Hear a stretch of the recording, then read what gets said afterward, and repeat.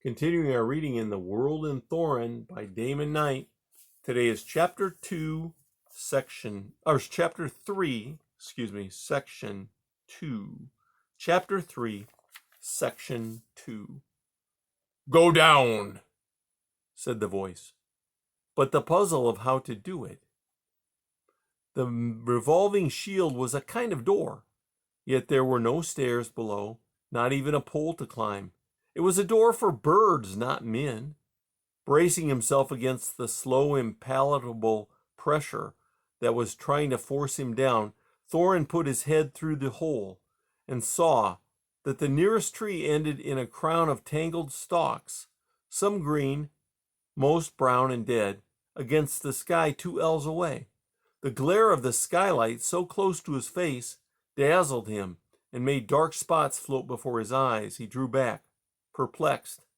It would be no great matter to lower himself by his hands through the hole, then swing and let go to land in the treetop, but unless he could somehow prop the shield open, it would be moving while he hung from it, and might catch him by the fingers. Go down! Thornton took off his belt and leg thongs and tied them together, as he had done before, with the sword dangling at the end. Holding the shield open, he dropped the sword and swung it in a slow arc further each time until it caught in the treetop. The first time, it was only lightly tangled and came free again. The second time, it held fast. When he tugged on it, a branch of the treetop nodded toward him. He knotted the other end of the cord to his wrist, then doubled his legs and swung them down through the hole. The sky above his head was one bright dazzle. The cord tied to his wrist led nowhere. He no longer knew which way the tree was. What if the sword had come loose from the branch? The shield was turning. It would close on his fingers. He let go, reached for the cord as he felt himself afloat, falling. He pulled the cord in, hand over hand. At last it tightened, and now he could see the tree like a great green hill tilting, leaning toward him. Twigs lashed him like the tree struck like a giant club, and he was clinging somehow to a branch, safe, dizzy, breathless, and triumphant in the warm wind. The skylight was screened by leaves above him, turning the world into a shimmer of silver and green.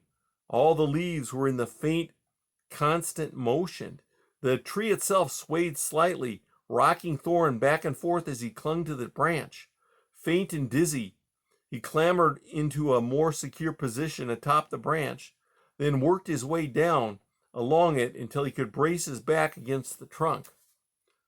Some bright insect of a kind Thornton had never seen before drifted by, hovered for a moment, and was gone. He saw now that there were golden fruits among the leaves. A trickle of sweat ran down his ribs. Indeed, it was warm here, and no wonder, so close under the sky. The thong ran away slanting, disappeared among the bright leaves overhead. He tugged at it, saw a responding movement above. He untied the thong from his wrist, wrapped it loosely around a branch, and began to climb. He found the sword snugged up against a fork in the branch and freed it. He tugged at the thong, and after a moment it came up. He buckled the sword belt around his waist, put the thong away in his wallet. He had hoped to get a better view of the countryside from here, but the dazzle was so great that he could see nothing. His leather shirt was stuck to his back. Sweat stung his eyes. He began climbing down the branch.